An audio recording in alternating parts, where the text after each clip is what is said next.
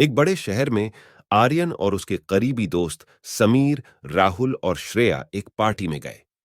दोस्त कॉलेज के आखिरी दिन का जश्न मना रहे थे, लेकिन समीर और श्रेया परेशान लग रहे थे। आर्यन ने पूछा, तुम दोनों को क्या परेशानी है? आप इतने परेशान क्यों दिख रहे हैं? श्रेया ने आर्यन को बताने की कोशिश की, लेकिन समीर ने उसे चुप करा दिया और खुद चला गया। आर्यन और राहुल ने बार बार समीर और श्रेया से मिलने की कोशिश की, लेकिन उन्होंने बातचीत को टाल दिया। दिन बीतते गए, लेकिन समीर और श्रेया की परेशानी का कोई हल नहीं निकला। एक दिन राहुल समीर के घर गया तो देखा श्रेया भी वहीं थी। राहुल सोचने लगा कि श्रेया वहां क्यों आई है। उसने चुपके से उनकी बातचीत सुन ली, जो आर्यन के बारे में थी, जिस विषय पर श्रेया और समीर आपस में चर्चा कर रहे थे। राहुल समझ गया कि श्रेया और समीर को आर्यन के बारे में कुछ पता है, जिसे वह छुपा रहा है। जब राहुल को यह पता चला तो वह चुपचाप चला गया और सोचने लगा कि आर्यन को कैसे बताया जाए, क्योंकि मामला संवेदनशील था और आर्यन से जुड़ा था। राहुल को एहसास हुआ कि श्रेया और समीर जो कह रहे थे उसमें कुछ सच्चाई थी। 2 दिन बाद एक रात राहुल की हत्या कर दी गई। आर्यन, समीर और श्रेया को यह खबर गंभीर और चौंकाने वाली लगी। बाकी कहानी में क्या होगा? राहुल को किसने मारा? श्रेया और समीर को आर्यन के बारे में क्या राज पता था? क्या राहुल की मौत से जुड़ा है ये राज? आने वाले समय में दोस्ती और सच्चाई के बंधन की परीक्षा लेते हुए ये सभी रहस्य खुलेंगे।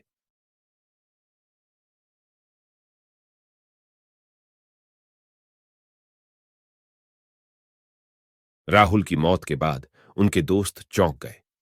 राहुल के मन में एक रहस्य था, जिसे श्रेया और समीर एक दूसरे से बात कर रहे थे, और जो उनकी मौत के बाद भी एक रहस्य बना रह गया। राहुल की मौत एक हत्या थी, जिसे सुलझाने के लिए पुलिस आई थी। पुलिस ने पूरे घर की छानबीन की, लेकिन सबूत नहीं मिला। पुलिस ने उनके माता पिता से पूछा कि राहुल के साथ क्या हुआ था। राहुल के साथ किसके साथ झगड़ा हुआ था? क्या राहुल ने किसी को कुछ बिगाड़ा था? राहुल की मां ने माना कर दिया और कहा कि वह अपने दोस्तों के साथ पार्टी में गया था, पर वह उस दिन घर लौटकर थोड़ा नाराज था। ऐसा लगा कि वह किसी बात को लेकर परेशान है। इसे ध्यान में रखते हुए पुलिस ने उनके दोस्तों को बुलाया। श्रेया डर गई थी। समीर ने उसे कहा कि डरने की बात नहीं है, पुलिस को सब सच बता देना। उन्होंने एक एक करके उनकी पूछताछ शुरू की। पहले श्रेया से पूछताछ की, पर उसने पुलिस को बताया कि जब हम आखिरी बार पार्टी में मिले थे तो राहुल हमारे साथ था और खुश था। पुलिस ने पूछा कि आपके साथ पहले कभी कुछ हुआ था जो राहुल ने किया हो, तो श्रेया ने माना कर दिया। लेकिन श्रेया बहुत डरी हुई थी। पुलिस का शक श्रेया पर जा रहा था। श्रेया की पूछताछ के बाद समीर को बुलाया गया। समीर ने भी वही जवाब दिया जो श्रेया ने बताया था। उसके बाद आर्यन को बुलाया गया। आर्यन ने कहा कि राहुल मेरा सबसे अच्छा दोस्त था। हमने साथ में पार्टी का मजा उठाया था। आर्यन ने यह भी बताया कि जब राहुल की मौत हुई तो उस रात को मुझे राहुल से कॉल आया था और वह कुछ परेशान था और डर गया था, पर उसने बिना बताए कॉल को रख दिया था। मैंने फिर से कॉल करने की कोशिश की, लेकिन नहीं लगा। पुलिस ने इस सारी बातें सुनकर श्रेया पर सबसे ज्यादा संदेह करना शुरू किया, क्योंकि वह बहुत डरी हुई थी। लेकिन सबूत नहीं मिलने के कारण पुलिस ने उसे फिलहाल नजरअंदाज कर दिया। आर्यन भी सोच में पड़ गया कि श्रेया और समीर ऐसी कौन सी बात कर रहे हैं जो बताना नहीं चाहते हैं। श्रेया क्यों डरी हुई है और वे दोनों किस बात को लेकर परेशान हैं? पुलिस ने फिर से अपनी जांच शुरू की, लेकिन इस बार छोटी छोटी बातों पर ज्यादा ध्यान दिया। श्रेया क्यों डरी हुई है? राहुल आर्यन को कॉल पर क्या बताना चाहता था? समीर और श्रेया आपस में आर्यन की क्या बात कर रहे थे? क्या पुलिस को जांच में कुछ मिलेगा? आगे की कहानी और भी दिलचस्प होने वाली है, क्योंकि बातों का राज और मौत का खेल अब तक सुलझा नहीं है। तो बने रहिए हमारे साथ हिडन सीक्रेट में।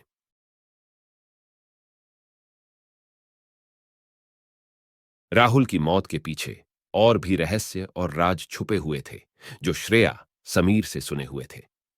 पुलिस ने अब छोटी छोटी सी चीज की जांच शुरू की, और जांच में कुछ नहीं मिला। पुलिस की नजर राहुल के कमरे के दरवाजे पर पड़ी, और वहां जाकर देखा तो वहां दरवाजे पर खून मिला, और वो खून के निशान को सैंपल के रूप में लैब में भेजा गया, ताकि पता चल सके कि वो खून किसका है, राहुल, श्रेया, समीर, आर्यन का या फिर किसी और का। पुलिस ने उनके माता पिता से पूछा कि राहुल जब घर आया था तब उसको चोट लगी थी या फिर वो कुछ मारपीट करके आया था। तो माता पिता ने मना कर दिया। और जब पुलिस ने खुलकर बोला कि राहुल के दरवाजे पर खून के निशान लगे हुए हैं, तो राहुल के माता पिता डर गए और उन्हें बताया गया कि जब राहुल रात को सोता है तब दरवाजा हमेशा लॉक करके सोता है।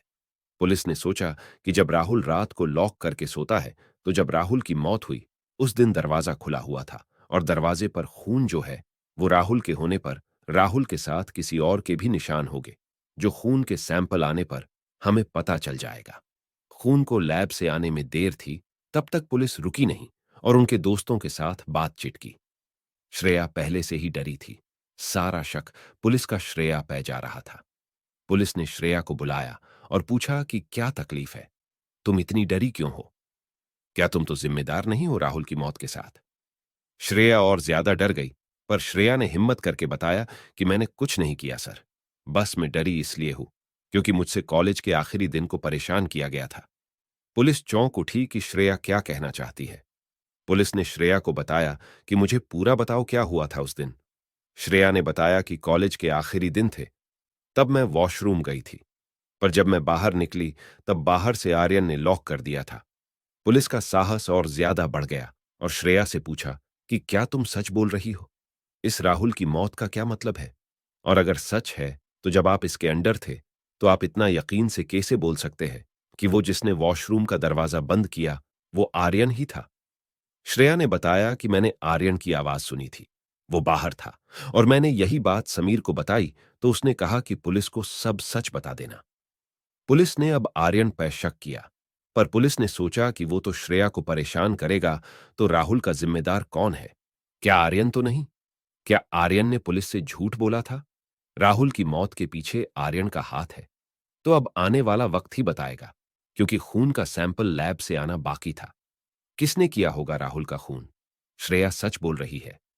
सारे सवालों के जवाब आने वाले वक्त में बताया जाएगा, क्योंकि छुपा हुआ राज और कड़वी सच्ची दिखानी बाकी है।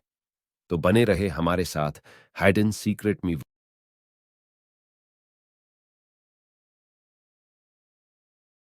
राहुल की मौत के पीछे बहुत सारे राज हैं जो धीरे धीरे सुलझते जा रहे थे, पर पुलिस ने अपना काम जारी रखा। उन्होंने दरवाजे पर लगा खून का सैंपल टेस्ट अभी लैब से आना बाकी था। तब तक पुलिस ने आर्यन और श्रेया से बात की। श्रेया ने बताया था कि आर्यन ने उसे वॉशरूम में परेशान किया था। इसी कारण से पुलिस ने आर्यन और श्रेया को बुलाया और बातचीत की। जब पुलिस ने आर्यन से पूछा कि क्या तुमने कॉलेज के आखिरी दिनों में श्रेया को परेशान किया था, तो आर्यन ने कहा, नहीं, मैंने श्रेया के आखिरी दिनों में बात तक नहीं की, परेशानता तो बहुत दूर की बात है। श्रेया ने कहा, आर्यन झूठ बोल रहा है, मुझे आर्यन की ही आवाज आई थी। पुलिस ने श्रेया से पूछा, क्या तुमने आर्यन को वॉशरूम के दरवाजे बंद करते हुए देखा था? तो श्रेया ने मना कर दिया। श्रेया ने कहा, मैंने सिर्फ आवाज सुनी थी। इसे सुनकर पुलिस ने आर्यन पर जोर डाला और बोला, सच बताओ आर्यन, श्रेया को क्यों परेशान किया था? तब आर्यन डर गया और उसने कहा, सर, मैं सच बोल रहा हूं, मैंने श्रेया से बात तक नहीं की और न मैं वॉशरूम तक गया हूं। पुलिस ने सोचा कि अगर आर्यन वहां नहीं गया तो फिर वह कौन हो सकता है जो श्रेया को परेशान किया था। पुलिस के पास दरवाजे पर लगे खून का रिपोर्ट आ चुका था और उस रिपोर्ट में दो लोगों का खून जुड़ा हुआ था। एक राहुल का था और दूसरा किसी और का था। वही ढूंढने के लिए पुलिस ने श्रेया, समीर, आर्यन और उनके माता पिता को भी लैब में भेजा गया, ताकि उनका खून सैंपल और जो दरवाजे पर लगा खून सैंपल को जोड़ सके। खून के सैंपल की टेस्टिंग होने के बाद पुलिस को पता लग गया था कि कौन है असली राहुल की मौत का जिम्मेदार। वो और कोई नहीं बल्कि समीर था। समीर ने भागने की कोशिश की, पर पुलिस ने उसे पकड़ लिया था। पुलिस ने समीर से पूछा, क्यों किया था? तो समीर ने सब सच बताया कि मैंने उसे मारा ताकि उसने श्रेया और मेरी बात सुन ली थी, जो आर्यन के बारे में थी। पुलिस ने पूछा, ऐसी क्या बात थी? तो समीर ने पूरी बात बताई। जब आखिरी कॉलेज का दिन था तो मैंने ही श्रेया को परेशान किया था, आर्यन की आवाज निकालकर। और उसके बाद श्रेया ने मुझे बताया और मैंने उसका फायदा उठाया। मैंने ही रोका था आर्यन को बताने में। और जब श्रेया मेरे घर आई थी तो मैंने और श्रेया ने प्लान बनाया था कि आर्यन को उसकी सजा दिलाएंगे। पर यह सब बात राहुल ने चोरी छुपे सुन ली थी, पर मैंने उसे खिड़की से देख लिया था कि राहुल आया था और फिर मैंने उसे मार डाला। श्रेया चौंक उठी कि समीर, जिस पर इतना भरोसा किया था, उसने उस भरोसे को तोड़ दिया और उससे अब बहुत नफरत करने लगी और आर्यन से माफी मांग दी। पुलिस ने समीर को मौत की सजा के दायरे में भेज दिया और राहुल की आत्मा को शांति मिली। यही कहानी हिडन सीक्रेट यही खत्म होती है और मिलते हैं हम दूसरी ऐसी कहानी के साथ।